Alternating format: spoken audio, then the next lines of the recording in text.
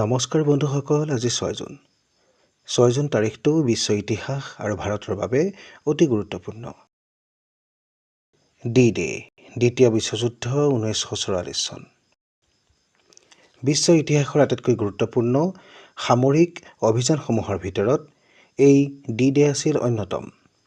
1944 চনৰ আজিৰ দিনটোতেই মিত্ৰশক্তিৰ বাহিনীয়ে জাৰ্মানীৰ দখলত থকা ফ্ৰান্সৰ নৰমণ্ডী উপকূলত এক বৃহৎ আক্ৰমণ চলাইছিল। ইয়াক অপাৰেশ্যন অভাৰলৰ্ড বুলিও জনা যায়।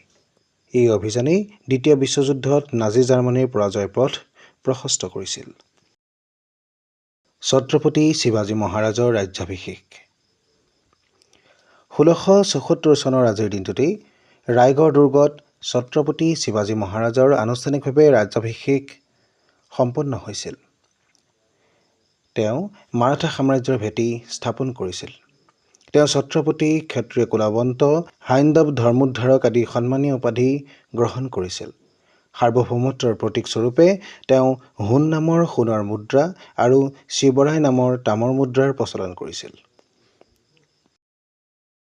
1981 চন ভাৰতৰ ইতিহাসৰ আটাইতকৈ ভয়াৱহ ৰেল দুৰ্ঘটনা। 1981 চনৰ আজিৰ দিনটোতেই সংঘটিত হৈছিল ভাৰতৰ ইতিহাসৰ আটাইতকৈ ভয়াৱহ ৰেল দুৰ্ঘটনাটো।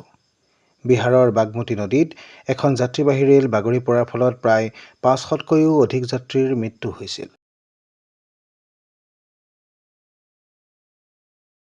1997 চনৰ আজিৰ দিনটোতেই বেংককত বাংলাদেশ, ভাৰত, শ্ৰীলংকা আৰু থাইলেণ্ডক লৈ BIMSTEC Bay of Bengal Initiative for Multisectoral Technical and Economic Cooperation নামৰ আঞ্চলিক সংগঠনটো গঠন কৰা হৈছিল।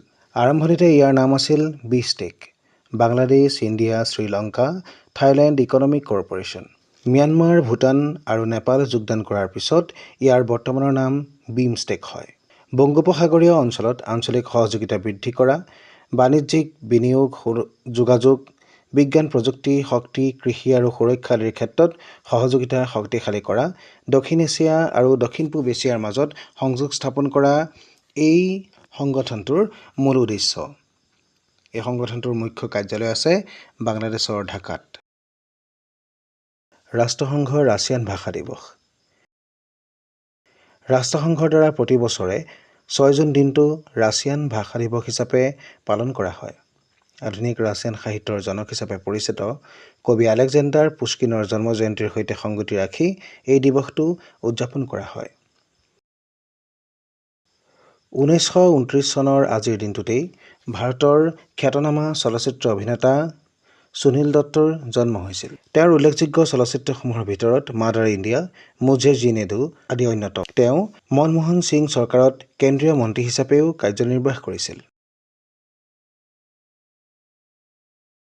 1994 চনৰ আজিৰ দিনটোতেই কলম্বিয়াত সংঘটিত হৈছিল ভয়াৱহ ভূমিকম্প।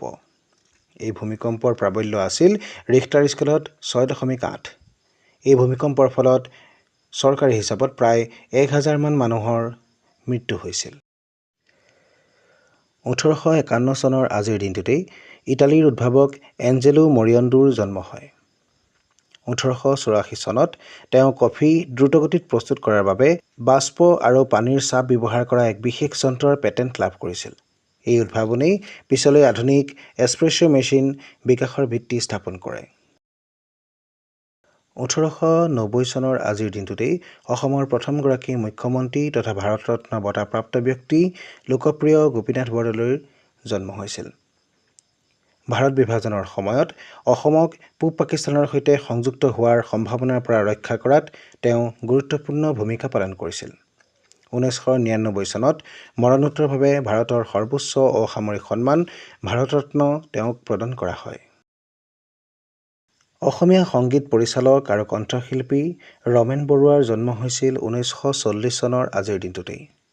তেওঁ সংগীত পৰিচালনা কৰা কেইখনমান চিৰসেউজ অসমীয়া চিনেমা হৈছে ডাক্তৰ বেজবৰুৱা, বৰুৱাৰ সংসাৰ, মুকুতা, ললিতা, উপপথ ইত্যাদি। 2024 চনৰ জুলাই মাহত তেখেত হঠাৎ গুৱাহাটীৰ লতাশিলৰ বাসভৱনৰ পৰা নিৰুদ্দেশ হোৱাক কেন্দ্ৰ কৰি সমগ্ৰ অসমতে গভীৰ উদ্বেগৰ সৃষ্টি হৈছিল। অৱশ্যে কেইদিনমানৰ পিছত তেওঁক সুস্থ শৰীৰে উদ্ধাৰ কৰা হয়। 1979 চনৰ আজিৰ দিনটোতেই অসমীয়া সংগীত শিল্পী ভিতালী দাসৰ জন্ম হৈছিল। তেওঁ বিহু জগতৰ এগৰাকী অন্যতম জনপ্ৰিয় কণ্ঠশিল্পী আছিল। 1990ৰ পৰা 2000 চনৰ দশকত মুক্তি পোৱা ছুপাৰহিট বিহু এলবাম ছিৰিজ যেনে জানমণি, প্ৰিয়া, ৰংমন আদিত ভিতালী দাসৰ কণ্ঠ আছিল গুৰুত্বপূৰ্ণ। তেখেতৰ মৃত্যু হৈছিল 2021 চনৰ 21 এপ্ৰিলত।